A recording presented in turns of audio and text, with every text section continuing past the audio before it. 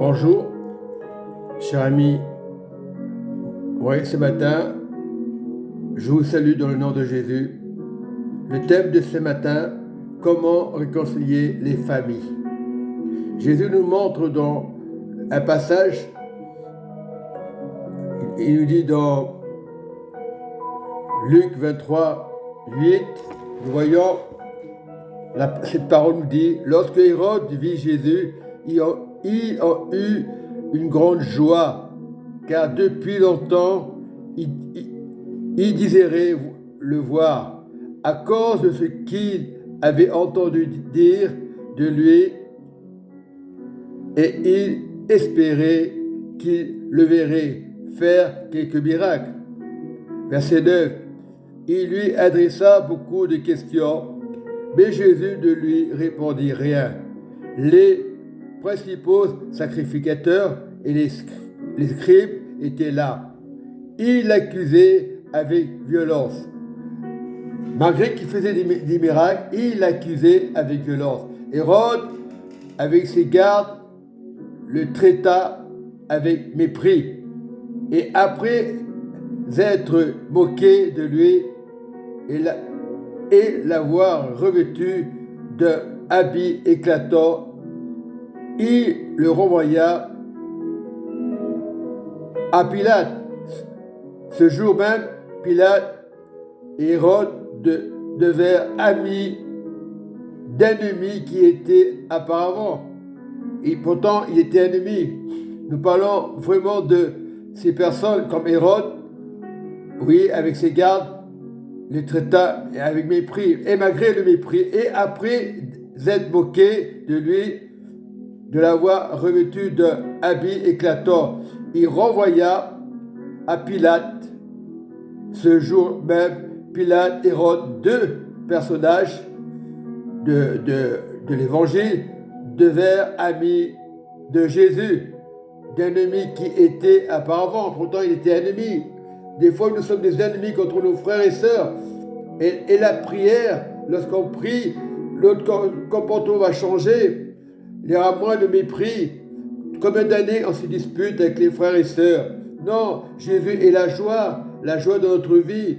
Très important. Et dans 2 Corinthiens 5, verset 19, car Dieu était en Christ, réconcilier le monde avec lui-même, en n'imputant point les hommes leur offense, et il mit en nous la parole de la réconciliation. La parole est là pour réconcilier le monde. On n'est pas là pour faire du mépris. Parce qu'une personne va rentrer à l'assemblée, on commence à la critiquer, à murmurer. Non, nous sommes là pour être réconciliés. Malgré les guerres, malgré les conflits de ce monde, nous sommes là pour être réconciliés. Le monde attend la paix. Mais toujours, on parle de guerre, de bruit de guerre, de violence, des crimes qui se passent aujourd'hui. La violence, le viol, c'est pas normal. Et pourtant, on doit se réconcilier. Le Seigneur est là pour réconcilier toutes les religions. Que tu sois musulman, que tu sois chrétien, ou tu appartiens à une autre assemblée. Beaucoup se disputent aujourd'hui, qu'on soit, peu importe les religions, on se dit chrétien, on se dit musulman, et on se fait la guerre. Toujours des rébellions. Non, notre cœur ne doit pas être rébellion comme Satan, l'orgueil religieux. Voilà pourquoi Satan attaque les bâtiments, on dit bâtiments, églises, ou mosquées, synagogues. Il attaque où est la parole de Dieu pour mettre de l'orgueil, pour mettre la division. Nous devons nous réconcilier. Réconciliation.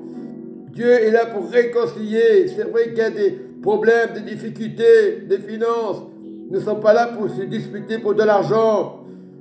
Voilà, nous sommes pour réconcilier le monde en Christ, le monde en révélation, le monde en paix. On parle de secte, on parle de témoins Jéhovah, on parle de Mormons. Nous ne sommes pas là pour aider les étiquettes. Nous sommes là pour être réconciliés. Le monde doit être réconcilié. La façon que aujourd'hui, ce que nous faisons, on parle de paix et on fait la guerre. Le pape est passé hier. Qu'est-ce qui s'est passé? Tout le monde était content, tout le monde était joyeux. Mais Jésus fait la différence avec le pape, avec les religions. Jésus est là pour réconcilier.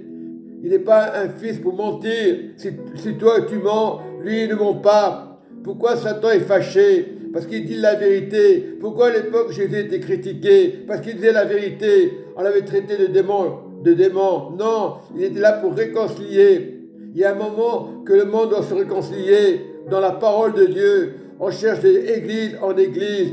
On cherche des formations, on cherche des solutions, et rien ne change nos cœurs. Tant que tu ne mettras pas ta vie en Jésus, ton cœur ne peut pas changer. Tout le monde parle des miracles et des prodiges. Tant que tu ne mets pas ta vie en Jésus, il ne peut pas avoir des miracles. Nous sommes là pour réconcilier le monde. La façon des humains d'aujourd'hui. On va dans des églises pour critiquer le frère et la sœur. Nous savons que dans l'église, on sera attaqué.